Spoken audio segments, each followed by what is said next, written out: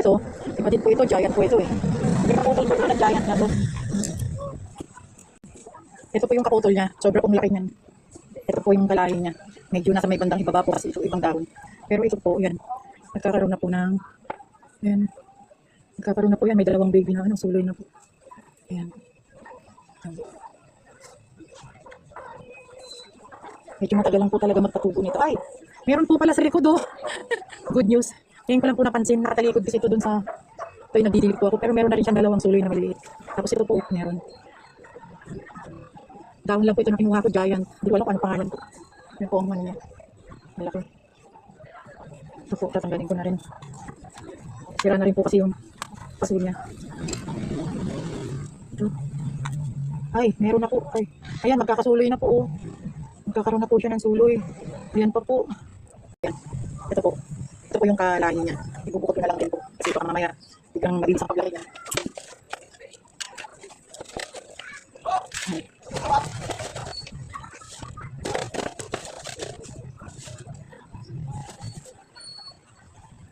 Oh my goodness.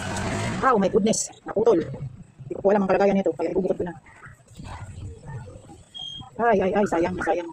Dito ko na lang po ilalagay. Baka may inala po kaya. Yan. Hindi makita ko po ng mga ganda-ganda. Yan po. Nasayang. Nagbuka na po siyang siling labuyo na nakasukaw. Okay. Ito naman po yung aking, ito yung kasama ko sa pag-update. Ito yung aking giant na snake plant. Natatandaan niyo po ba ito? Ito yung itinuso ko na natanggal. Ito yata, ayan, ipinatong ko lang po nga ito eh. Ito po, yan pa rin ang itsura niya. Yung naputol po yung tangkay. Ito po yan, ayan. Ayan, kapatong lang talaga siya eh.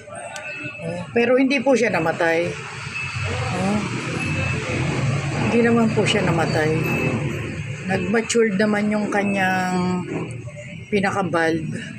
Siguro kailangan lang po ito i-separate. Lagay ko po muna dyan. Tapos yung dahon po na isang malaki, yung sabi ko po merong ano sa likod. Ayan na po, napakarami niya ng baby. Ito na po, ayun o. Ayun, may mga bago na po. May mga bagong suloy na siya. 1, 2,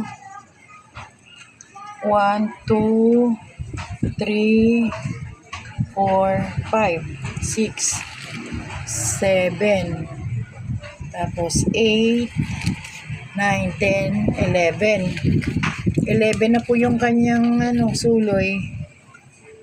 Yan, ang dami na po. Ayan o, 11. 11 na po yung kanyang pinakasuloy.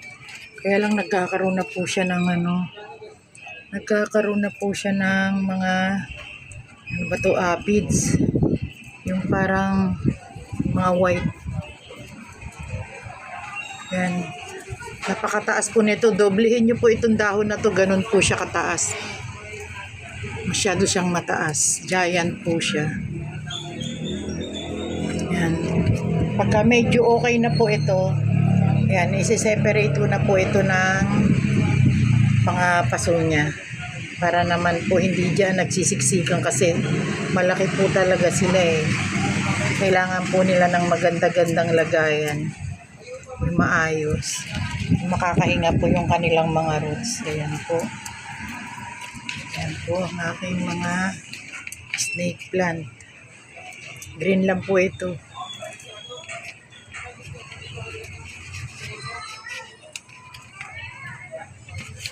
Nagkakaroon lang po talaga siya ng mga aphids o may ano ba yan, kung ano po ang tawag dito sa mga white na to. Ito po isi-separate ko na lang. Pero giant din po ito, yung naputol lang.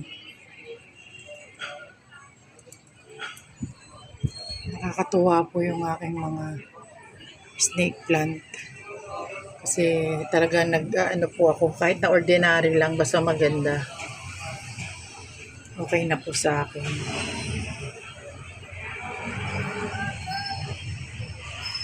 So po, thank you for watching.